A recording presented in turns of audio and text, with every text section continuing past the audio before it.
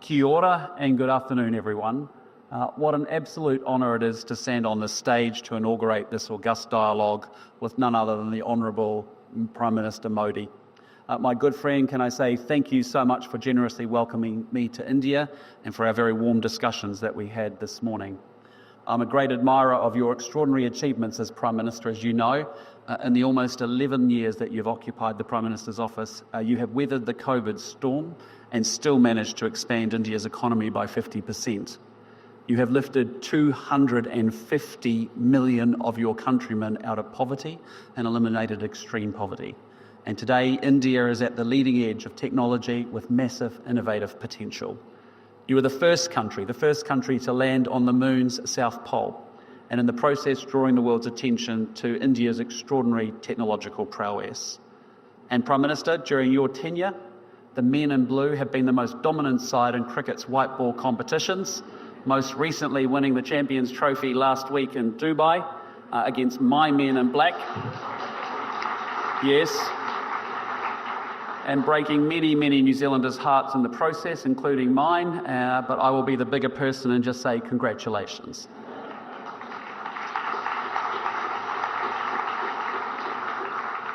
Among this catalogue of achievements is the reason that we gather today, the Raisina Dialogue, a forum that provides a moment every year for thought leaders from across the world to focus their collective minds on the contemporary strategic challenges being navigated right here in the Indian Ocean. And I applaud Dr. Jaishankar and Samir Saran for the intellectual leadership that they have shown driving this dialogue over the past 10 years. It has grown into a hugely influential forum. And look no further than the luminaries that you attract. 6 former heads of government and ministers from over 30 countries and representation from so many more here today. And I just hope that my remarks today add to the debate in some small way. Ladies and gentlemen, it is more than 200 years since Indians and New Zealanders began living side by side. At the beginning of the 19th century, well before we became a nation, Indian sailors jumped ship in New Zealand, with some meeting up with locals and marrying into our indigenous Māori tribes. And a few years later, Māori traders began travelling to Kolkata to sell tree trunks used in sailing ships, an exchange that echoes down the ages. And just as they were 200 years ago, Kiwi Indians today are fully integrated into our multicultural society. New Zealanders of Indian heritage comprise 11% of the people living in Auckland, our biggest city. And I brought with me to New Delhi a selection of the Kiwi Indian community leaders, members of parliament, captains of industry, yes, professional cricketers, and even an online influencer who has revolutionised investment for women the world over. In short, a selection of Kiwi Indians who get up each and every single morning to make New Zealand a better place to live. And our trade has diversified considerably from wood thanks to the increased sophistication of your economy. India today is a critical source of pharmaceuticals and machinery for us, while we are a great tourism and education destination for you. And India has become an ever more significant feature of our society. And yet while there has much that has been developed and changed, there has been something missing at the core of our relationship. With a country as consequential as India, we need rich political interaction, engaged militaries, strong economic architecture, and connections that support a diaspora that bridges between our two great nations. Prime Minister Modi and I sat down today and we charted out the future of our two countries' relationship, a future that builds from where we have been and one that is wholly more ambitious about what we will do together in the future. We agreed to our Defence Forces building greater strategic trust with one another while deploying together and training together more. We want our scientists collaborating on global challenges like climate change and on commercial opportunities like space. We are supporting our businesses to improve air links and build primary sector cooperation. We will facilitate students and young professionals and tourists to move between our two countries. And we've instructed our trade negotiators to get on and negotiate a comprehensive free trade agreement between our two great nations. A comprehensive agenda to underpin a comprehensive relationship. And as we both look to the future, the opportunity for both of our governments is to sustain that momentum, not only to follow through on the commitments that we have made to one another, but to proactively build on that platform by exploring new opportunities and creating new architecture, to ensure that we are creating strategic trust and commercial connection between two countries at the bookends of our wider Indo-Pacific region. Ladies and gentlemen, it is to the Indo-Pacific that I now turn. And there are many reasons to be excited about our region, and I want to single out the two biggest opportunities. First, India and New Zealand are fortunate enough to live in the world's most economically dynamic region. The Indo-Pacific will represent 2/3 of global economic growth over the coming years. And by 2030, it will be home to 2/3 of the world's middle-class consumers. And India itself lies at the heart of this exciting economic future. And it's easy to focus on the troubles the world faces, but it's worth reflecting for a moment on what economic development at this scale means at a human level. Here in India, you've gone from only the very few in rural areas having a water or power connection to almost everyone. And that means that people have better health and education outcomes, and that in turn creates hope and optimism about the future for individuals and their families. Replicated across literally hundreds of millions of people, that process of development generates dynamic economies, growth that offers massive opportunities for every country in the Indo-Pacific region and the families and the individuals within them. Now, the second big opportunity is technological change. We are on the cusp of a transformation of our economies and societies in a way that we can barely now imagine. I'm talking about artificial intelligence, which is within reach of achieving the cognitive powers of a human being. But I'm also thinking of a range of other technologies, quantum, biotech, advanced manufacturing, that are going to have profound impacts on our economies. And it has felt like this technological transformation has been long heralded, but never quite arrived. Well, it seems to me that a series of innovations, the always online world, big data, powerful computing, machine learning, accumulating in ways that are going to tip over into a dislocation that is new and altogether different. The game is about to change because we are on the cusp of an explosion in the application of AI, a technology that will have an impact across the whole economy, not just in one or two sectors, a technology that will transform the way that we work, the way that we study, and the way that we entertain ourselves, a technology that will force governments to think in entirely different ways about how they deliver public services and secure their nations. And certainly this presents risks that will need to be managed. For example, militaries are already using AI, which means the international community is going to need to develop new norms about how this is done in a way that ensures compliance with the rules of war and also ensures human responsibility in conflict. But my message is that while we need to manage that change, we cannot allow ourselves to be paralysed by the risks. For those who believe that they can outcompete through this period of technological disruption and dislocation, the opportunities are there. The citizens, the companies, and the countries that embrace the coming change will be the ones that reap the dividends. Yet there's also no doubt that there are fundamental trend lines in the Indo-Pacific that present geostrategic risks to both growth and prosperity. And these have long-term drivers that are not going away and have been amplified by recent events. Past assumptions that underpin the previous generation's geopolitical calculations are being totally upended. A fortnight ago, the Singaporean Foreign Minister Vivian Balakrishnan put this change very eloquently when he said, "The world is now shifting from unipolarity to multipolarity, from free trade to protectionism, from multilateralism to unilateralism, from globalization to hypernationalism, from openness to xenophobia, and from optimism to anxiety." This is a global change, not isolated to one region. And certainly though we live today in an Indo-Pacific navigating contest and rivalry with a period of strategic uncertainty, I think there are three big shifts that make for challenging times for all of us ahead. The first is that we are seeing rules giving way to power. Previously, we could count on countries respecting the UN Charter, the law of the sea, and world trade rules. That sadly cannot be assumed in an age of sharper competition. And instead, we risk dangerous miscalculation at flashpoints, and these range from the militarisation of disputed reefs to dangerous air movements, from land border incursions to breakout nuclear capabilities. And of course, it's not just flashpoints, but a slow shift in Indo-Pacific realities that change calculations. Recent demonstrations of naval force near New Zealand's maritime surrounds, for example, sent a signal that alarmed many of my fellow citizens. Second, we are witnessing a shift from economics to security.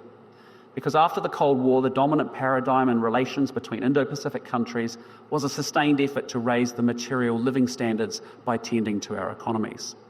And make no mistake, bread and butter issues still loom very, very large and are a priority for governments all around the region. And indeed, economic growth is my government's highest priority too. But across the Indo-Pacific, we also see governments dedicating increased attention and resource to military modernisation. Military build-ups reflect a need to prepare against uncertainty and against insecurity. And some military build-ups, however, are underway without the reassurance that transparency brings. National security demands are expanding. Governments need to protect their people and assets against foreign interference, cyber attacks and terrorism. In the last few months, a new threat has emerged with damage to critical infrastructure like subsea cables. Well, you can't have prosperity without security, not least when the tools of commerce themselves require protection. The third big geo-economic shift, as I see it, is from efficiency to resilience. Where previously Indo-Pacific economies saw even deeper interdependence as a dynamo for growth, that can no longer be assumed in an age of decoupling. Onshoring, protectionism and trade wars are displacing best price, open markets and integrated supply chains. And so we find ourselves in a world that is growing more difficult and more complex, and especially so for smaller states. However, we must engage with the world as it is, not as we wish it to be. And so, like most countries across the region, New Zealand's strategic policy is being shaped by our assessment of these trends. We have agency to shape the Indo-Pacific that we all want, but we must do so with energy and with urgency. Ladies and gentlemen, as New Zealand looks to protect and advance our interests in the Indo-Pacific, we can only do so alongside partners like India that have a significant role to play in the Indo-Pacific region. In an increasingly multipolar world, India's size and geostrategic heft gives you autonomy. At the same time, your democratic partners in the Indo-Pacific offer you a force multiplier for our convergent interests. For at a time when democracy is in decline with less than half the world's adults electing their leaders, it truly is an inspiration that 650 million Indians turned out to vote last year in the largest election in history. Your national election is a triumph of logistics, but it's also a triumph of legitimacy. An election that means your leaders serve their people rather than your people serving their leaders. Now, I don't advocate arbitrary divisions between democracies and autocracies, and just because we are democracies, we won't always see eye to eye. Nonetheless, there's truth in the fact that our democratic governance means that we share a belief in the freedom to choose, giving everyone a voice and respect for the rules. Our interests increasingly converge around seeing three ideas as an aligned set of organising principles for our Indo-Pacific region. And the first is that we want to live in an Indo-Pacific where countries are free to choose their own path, free from interference. A region where no one country comes to dominate. And it is a sign of the times that I have to stand here defending respect for sovereignty, yet New Zealand's approach is increasingly shaped around that objective. Just on Saturday, I joined a call led by Prime Minister Starmer focused on what more those contributing to Ukraine's defence can do to support a just and lasting peace, to help a country whose sovereignty and territorial integrity has been so flagrantly attacked. And in my own home region, our fellow Pacific neighbours are navigating geostrategic dynamics that are their sharpest in nearly 80 years. And in a deeply contested world, Pacific partners are being asked to make choices that may undermine their national sovereignty. They risk falling into over-indebtedness. They must make choices about dual-use infrastructure, and they face pressure to enter new security arrangements. New Zealand invests in working alongside Pacific countries to boost their capacity to make independent choices free from interference. Yet size alone cannot inoculate a country from these dynamics. Building strong and diversified relationships is the key to mitigating the risk of dependence on a few. And that is why my government is investing in our key relationships, from traditional partners to thickening and deepening our relationships across Southeast Asia, and in a serious way with India too. And we have a responsibility to invest in our own security as a down payment on our future ability to choose our own path. And that is why New Zealand will be scaling up and doing more to support our own defence. We plan to better resource and equip our defence force to ensure that we can continue to defend our interests. whether in our near region, in our alliance with Australia, or in support of collective security efforts with partners like India. Alongside this investment in capability, we're making tangible contributions across the Indo-Pacific. When I was in Japan last year, for example, I saw firsthand the work of our aviators and what they do to detect and deter North Korea's sanctions-busting activities. The New Zealand Navy is leading Combined Task Force 150, responsible for multinational activities to protect trade routes and counter smuggling, piracy and terrorism in the Indian Ocean and Gulf of Aden. We are fortunate indeed that India has agreed to take up the deputy command, and underlining these naval connections, one of our frigates, Takaha, is in Mumbai later this week. But as we seek an Indo-Pacific in which countries are free to choose their own path, I'm determined that New Zealand plays its role, whether through our work with Pacific Island partners, our relationship in the Indo-Pacific, or through our own defence efforts. Now, the second principle both India and New Zealand subscribe to is the criticality of Indo-Pacific regional institutions, even as these evolve. Regional architecture scaffolds our region's security and its prosperity. ASEAN continues to promote regional peace and economic development through its convening power and its centrality. It also provides a place for the region's players to come together to discuss strategic issues.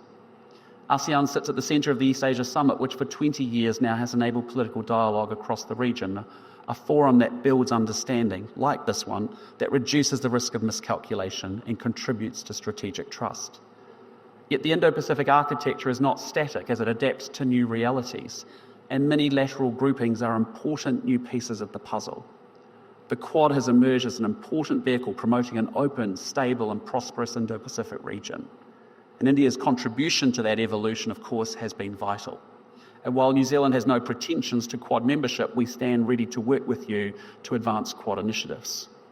We ourselves are strengthening our work with Japan and the Republic of Korea, as well as Australia. And last year I convened the Indo-Pacific Four to discuss Ukraine and North Korea.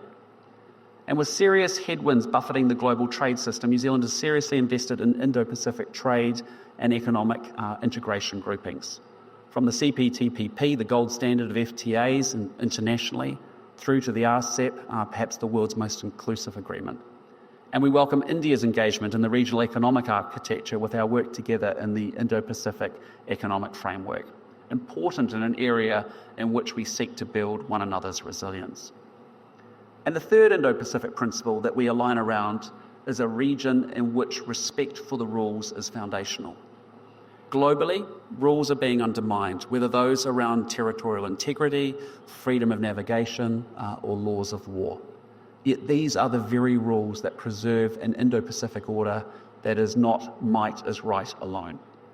And as I've said before, there is no prosperity without security. The rules that underpin our security also allow our businesses to operate with great certainty, and those rules deliver daily in meaningful ways for our people and our populations. For example, 1 in 4 jobs in New Zealand rely on exports and our exporting businesses being able to depend on the predictability that those rules deliver. And in a miracle that's only possible thanks to globally accepted aviation standards, 120,000 flights carry 12 million passengers and operate safely between their destinations each and every day. These rules shape the character of our region. And we must remain committed to this rules-based system, even while acknowledging its very shortcomings. And it is a truism that the world of 2025 is vastly different from 1945, and our global institutions sadly have been way too slow to adapt. So we're not talking about starting over by remaking the global order. Instead, I tend to agree with Dr. Jaishankar when he says that we want an order in which change is evolutionary at a pace that is comfortable and steady. And that's why New Zealand supports reforming global governance frameworks to better reflect today's realities. Rather than casting them aside, they should give greater voice to the developing world and underrepresented regions. Countries like India, that plays such a central role in the global community, should have a seat at the table. And we've therefore long advocated and supported India having a permanent seat on a reformed UN Security Council.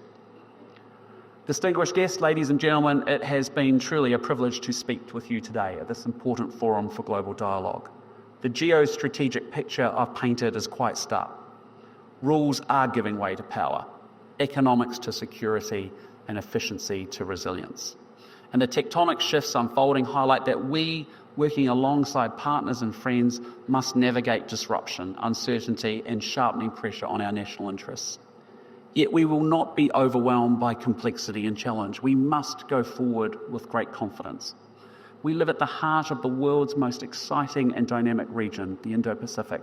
We live in an era of technological transformation that offers outsized opportunities. And we are countries with solid underlying democratic institutions which will underpin our society's future success. India and New Zealand have extraordinarily talented people, and both our countries have a clear plan that reflects and reinforces the connections between our security and our prosperity. We cannot afford to be thrown by the rapid pace of change. We must grapple with shifting realities and capitalise on these for all of our people's benefits.